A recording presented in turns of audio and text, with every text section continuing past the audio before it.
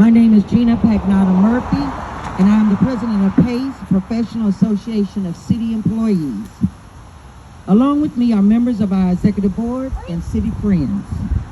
In solidarity, we stand together to let you know why it is important to cast your vote on November the 2nd for the right candidate for mayor of this great city. Let me first start by saying that I watched in total disbelief the endorsement of the police union and the fire union when they dismissed the ugliness that we as city workers endured when that mayor, who is running for re-election today, led a full attack against the city workers' pension plan. They must have forgotten the heartburn we city workers went through to save that plan, and police and fire were affected as well. Yet they felt compelled to endorse him. It was sad that by disbanding the pension and having a hard stop, it would save the city money, so he thought. That was not the case.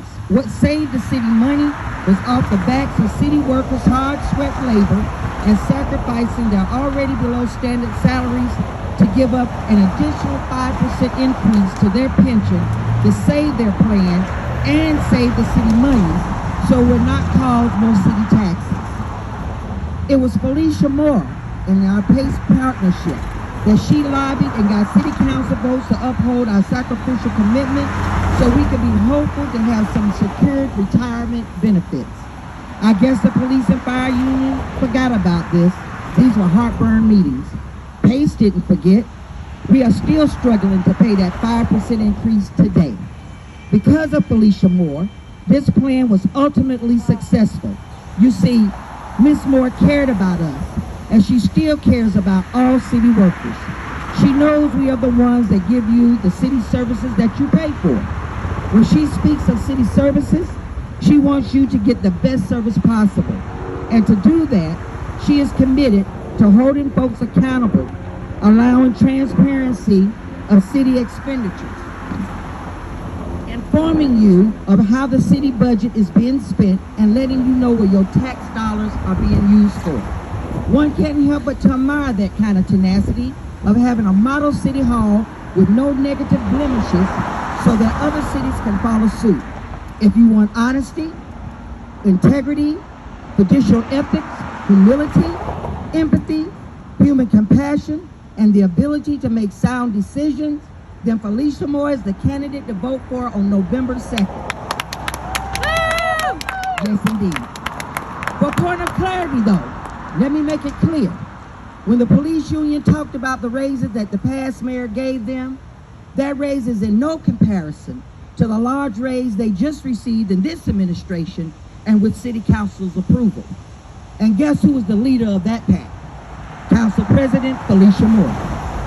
Not only did President Moore's indulgence indulge for police and fire sworn employees' raises, she also embarked on raises for the 911 call takers and dispatchers, and they did as well get their raise.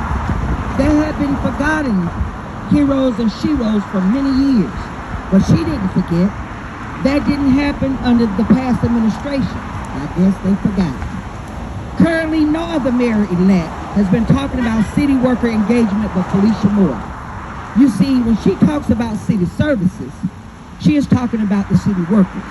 As a city worker myself and a union leader who I am speaking to you as of today, this election is important to know that we have a new commander-in-chief that supports all city workers. We need to have that positive guidance, a new vision, a new mission, a new outlook to encourage and strengthen our city workforce so we can continue and to regain our high standards of delivering services as we once have before. But to do this, we need quality leadership.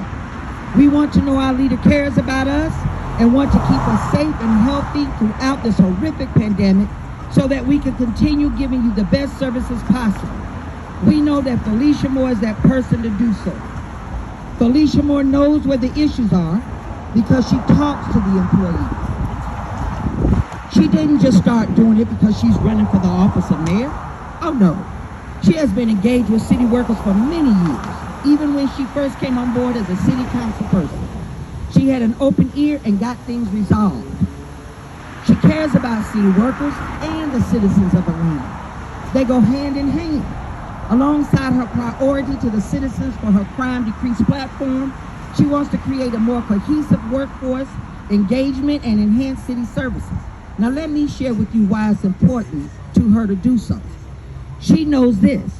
To get your garbage and yard trimmings picked up, you need Department of Public Works Sanitation. We have that service. They are city workers.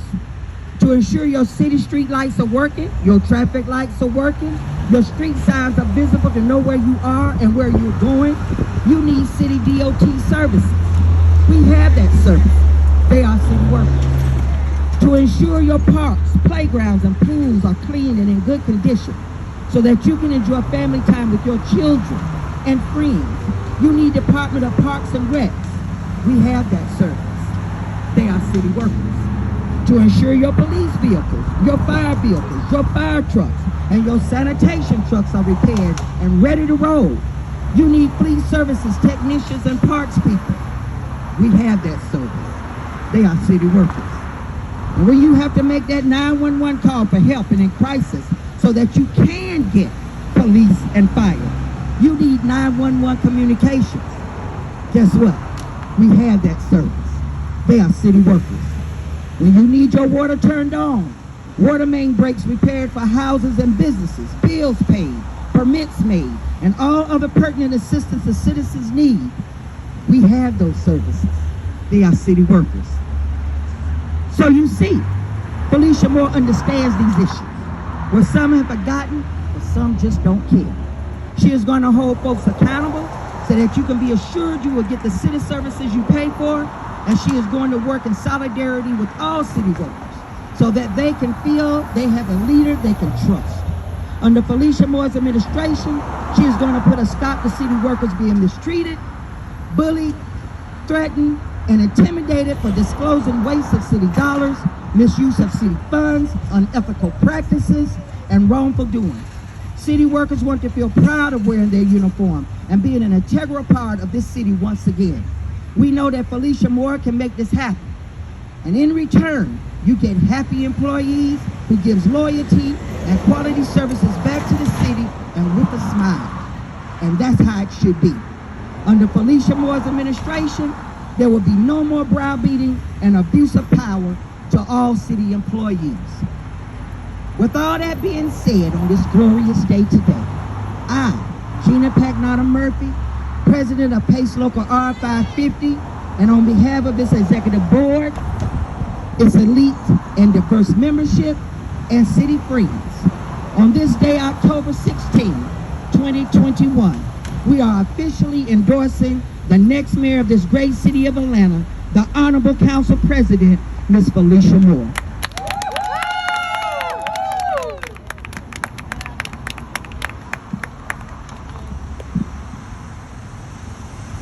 Thank you, Gina, thank you. Thank you to the members of PACE.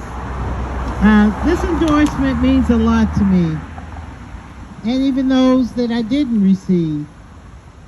The city employees mean a lot to me. I've served this city for 5 terms as council member and a term as council president. And no matter where they work in city government, employees know I always had an open door. Had to keep a good supply of clinics on board, because many of you have come in my office, you've shared your stories, the harassment, the intimidation, the bad conditions in the city, and I've consoled many of them and given clinics to a lot. I almost felt like I was a therapist at City Hall, but most importantly, most of you wanted to know that someone cared. And I appreciate your recognizing the work that we've done together to try to make this city better. I'm honored to be endorsed by PACE, and this one for me is an extra special one because the city employees are the backbone of our city. As Gina enumerated all the different services that people want in this city, the mayor is not going to do it. You know, the mayor is not going to be the one at the wastewater treatment plant making sure when you flush your toilets and it gets there, that the water gets clean before it's released in the river. The mayor's not going to be there when the water leaves the plant and goes to your house and you want it to be safe to drink and clean to use. The mayor's not going to be there when that pothole in the street and you want it filled. The mayor's not on the back of the truck filling it. So all of the services we provide in the city, you have to support the people that do the work. And to get the outcomes that we want, you've got to love and respect the people who do the job. You know, we do the big things well in this city. We build the stadiums, the bridges to nowhere, the trolley cars that go round and round with no one on them. But what we don't do and haven't done for many administrations is focus on the foundation of this city. It's crumbling, it's broken, and if we don't get into fixing and repairing it immediately, we're going to find ourselves in bad situations. And we already see the symptoms. We already see our city is dirty. Our service delivery is lacking. Yard trimmings aren't getting picked up. Recycling here and there. I mean, we're already seeing it fall apart. And what we need is a mayor who's going to focus on those issues. And you have to do it by focusing on the people who do the work. Listening to them, which I have, and that's why I know we're broken. And then working to fix it. It's not the glamorous work of a mayor, but it's the necessary work of a mayor. The other thing I want to say, you know, we talk about keeping our city safer. Well, the thing we talk about often, and, you know, I mentioned it in my platform, is how many officers do we have on the street? Well, you know, it absolutely does not matter if we have 1 million or if we have 1. If there's no one there to answer the call when you call and you need it. We have far too long focused on the officers without not considering the fact that they need backup and support, and that's our 911 operators, our dispatchers, the people who work in the administrative tasks that are civilian employees who also make sure we can keep our city safe. As your next mayor, I will get in the weeds, I'll get dirty, I'll get down there, I will work on all of these issues I've been hearing accumulate for years in every department, so that we can get good management, get good equipment, facilities that are healthy for them to work in, so we can get it fixed and we can get your services done. I will also make sure, because just because I step in the seat of the mayor doesn't mean everything changes overnight, that we make sure that we have no bullying, no intimidation of our workforce, either in the department, and it certainly won't be coming from the mayor's office. Employees should be free and will be free to express issues and bring them to my attention, and I will make sure that we work on them. I am so proud of the many years of work that I have. You know, I've not always been the friend of many mayors because I'm the one that asks the tough questions and push and prod. But one thing that has lifted me up through all the time I've been in service, and particularly for the people I represented in District 9, is because I knew employees like this.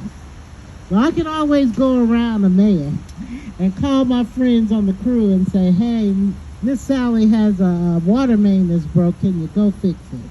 And they say, Councilmember Moore, I'll go fix it. So there's a lot of times when people just don't recognize the work that these city employees do.